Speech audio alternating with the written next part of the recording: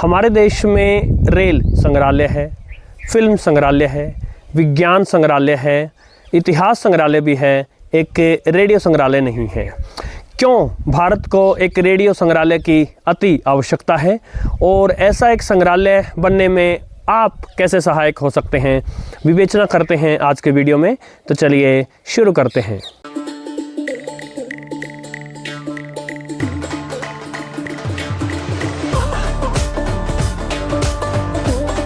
साथियों नमस्कार, स्वागत है आपका आपके इस चहेते रेडियो चैनल पर। साथियों, संग्रहालय जिस किसी भी वस्तु का संग्रहालय होता है, उसके इतिहास से और अब तक क्रमिक विकास को दर्शाने के लिए और आज की पीढ़ी को इसके पिछले दिनों से और इस वस्तु के पिछले रूपों से अवगत कराने के लिए बनाया जाता है।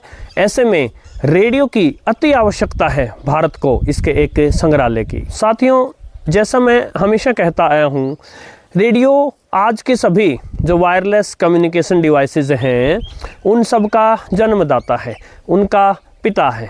चाहे आप टेलीविज़न कह लें या आप मोबाइल टेलीकम्युनिकेशन कह लें, कुछ भी, उन सभी की शुरुआत जो है वो रेडियो से होती है। साथ ही भारत के लोगों का रेडियो से बहुत गहरा जुड़ाव भी रहा है। इन दोनों चीज़ों को देखते हुए डेफिनेटली रेडियो म्यूजियम तो चाहिए। यदि देखा जाए तो रेडियो से हमारा जुड़ाव स्वतंत्रता से भी पहले से रहा है।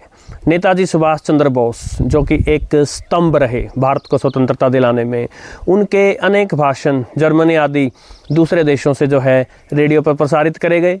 1942 के भारत छोड़ो आंदोलन में कांग्रेस रेडियो की स्थापना करके प्रयास किया गया कि रेडियो के माध्यम से लोगों तक आवाज़ पहुंचाई जाए।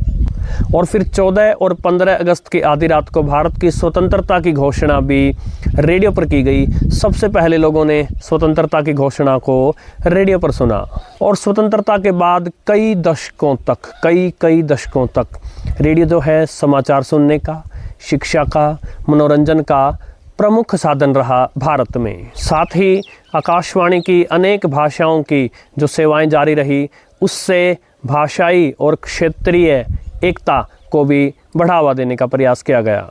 साथियों, आज की पीढ़ी के लिए समझना थोड़ा कठिन है, किंतु एक समय भारत के लोगों के दैनिक जीवन को आकार दिया रेडियो ने। साथियों, चाहे वो समाचार सुनकर अपनी घड़ी का समय मिलाना रहा हो या फिर एक पॉकेट रेडियो को कान कर लगाकर क्रिकेट की लाइव कमेंट्री सुनना रहा हो, लोगों के जीवन और रेडियो का गंभीर जुड़ाव रहा।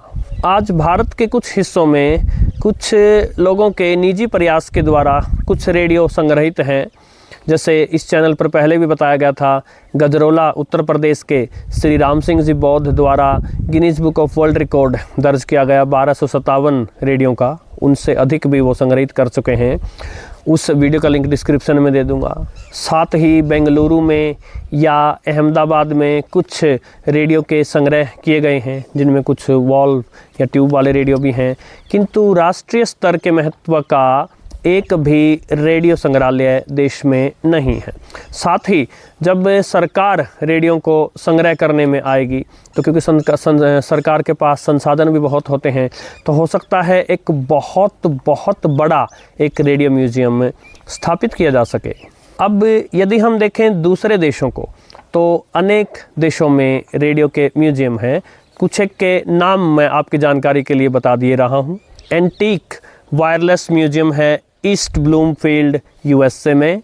म्यूजियम ऑफ ब्रॉडकास्ट कम्युनिकेशन है शिकागो यूएसए में। National Voice of America Museum of Broadcasting West Chester USA में। इटली में MIRS Interactive Museum of Radio and Society. Spain में International Museum of Radio Communication. Finland में Radio and TV Museum. Taiwan में National Radio Museum. Germany में Rundfunk Museum. Switzerland में Museum of Communications. France में म्यूजी Edward Brainly और Mexico में म्यूजियो दी ला radio. साथियों, आपकी जानकारी के लिए बता दूं, भारत में बड़े बड़े रेडियो अभिलेख यानी आर्काइव्स हैं जो कि प्रसार भारती अभिलेखागार में संग्रहित हैं। उनमें आपको नेहरू या इंदिरा जी के भाषण मिल जाएंगे, उनमें आपको शास्त्रीय संगीत के जो महान कलाकार रहे हैं उनकी प्रस्तुतियां मिल जाएंगी और स्वतंत्रता से जुड़े अनेकों ऐतिहासिक भाषण मिल जाएंगे। लेकिन साथियों, इनके साथ साथ यदि आकाशवाणी इतना कर सकता है तो फिर आकाशवाणी एक रेडियो का म्यूजियम भी बना सकता है। और साथियों, जैसे मैं बताता आया हूँ, आकाशवाणी पहले भी था और आज भी है। विश्व के सबसे बड़े पब्लिक ब्रॉडकास्टर्स में से एक रहा है। आकाशवाणी कोई छोटी मोटी संस्था नहीं रही है साथियों। और स्वतंत्रता के बाद भारत अब एक लंबा पड़ाव देख चुका है और एक बहुत गरीब देश से और अब विकासशील देशों में अग्रणी देशों की पंक्ति में आकर खड़ा हो रहा है। तो ऐसे में रेडियो के साथ हमारे सांस्कृतिक और भावनात्मक जुड़ाव को देखते हुए और जो तकनीकी विकास है उसमें रेडियो एक मजबूत सीढ़ी रहा है। इन सभी बातों को देखते हुए साथियों, क्या आपको नहीं लगता है कि भारत में एक रेडियो म्यूजियम होना चाहिए? यदि लगता है साथियों, तो आप भी भारत में एक रेडियो म्यूजियम स्थापित करवाने में सहायक हो सकते हैं। आप लिख सकते हैं, छोटे पोस्ट कार्ड्स, अपने पत्र लिख सकते हैं। मैं कुछ पते बता रहा हूं जो मैं डिस्क्रिप्शन में दे दूंगा। आप संस्कृति मंत्रालय को लिख सकते हैं, आप राष्ट्रीय संग्रहालय प्राधिकरण को लिख सकते हैं, आप माईगॉव प्लेटफॉर्म पर लिख सकते हैं और आप सीधे प्रसार भारती को लिख सकते हैं। इन सभी के एड्रेस, पते जो हैं वो मैं आपको डिस्क्रिप्शन में दे दूंगा। तो साथियों, आशा है आपको आज का वीडियो पसंद आया होगा, ये पहल पसंद आई होगी साथियों।